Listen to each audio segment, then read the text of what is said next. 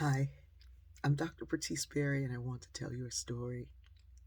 Some mornings when I come up the stairs to sit before this camera to tell stories, I have a moment of reflection. I pray and then I remember. And sometimes those memories take me deep, and this morning was one of those.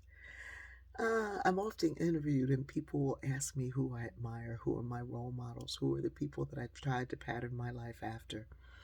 We all have influences. In fact, in sociology, we say the self is social, that we are a product of everything and everyone we've ever come in contact with. The more you come in contact with, the more you can evolve. My role models are not the big name people. They're not the people who've achieved much and left a big name mark, legacy on the planet. They're the people who influenced my life from wherever they were. One of those people was the garbage collector back in Wilmington, Delaware, when we lived on Gordon Street, a street that wasn't really a street. It was an alley between 22nd and 23rd. I think his name was Mr. Smitty. Maybe that's just what we called him. But Mr. Smitty would come by, and after, doing his trash run, and we were on his run, and he'd knock on the door.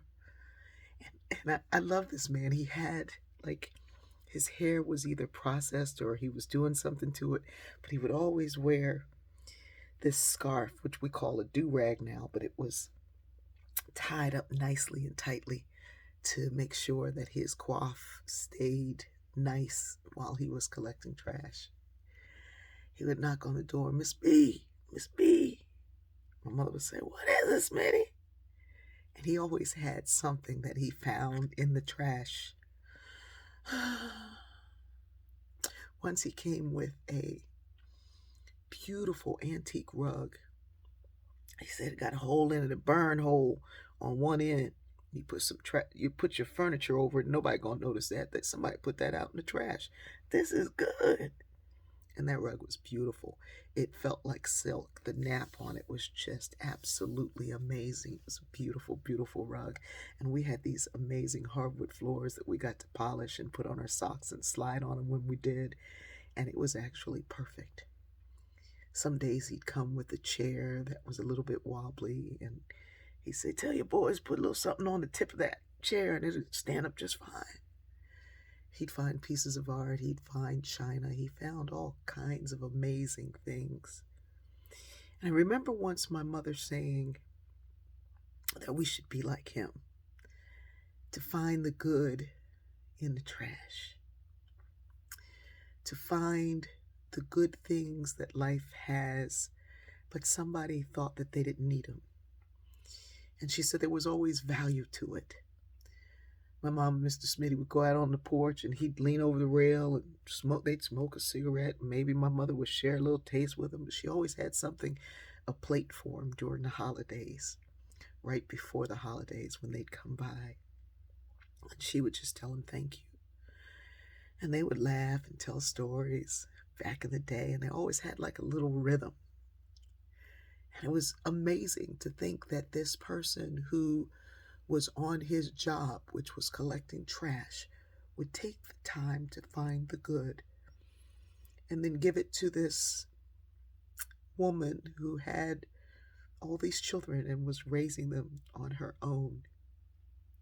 There are a lot of things in that, and it was a pattern for my own way of being, to appreciate and be grateful for.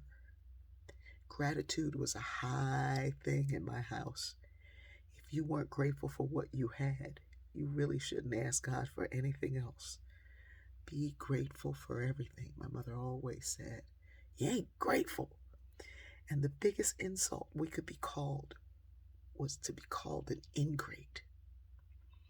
I'm hearing so many people around these holidays, this day of gratitude, complain and grumble about who they can't be around and what they won't be able to do and where they won't be able to go and what they used to do.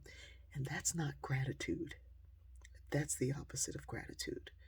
You're either grateful or you're complaining. And I am so grateful that my family is healthy and well, that they're not struggling with the effects of COVID, that none of them have passed it to someone else. I am so very grateful. Today we're going to have this drive-by Thanksgiving where folks drive by, get their bag of food at the door, and take it home to eat it. We're driving by some other friend's house to pick up food from them. And then they're driving by ours to pick up the other side dishes from here. And we're so very grateful. It's not what we wanted. It's not what we would have gone into the store and selected. But when you can see the good, the beauty, the wonder in what you do have, it echoes.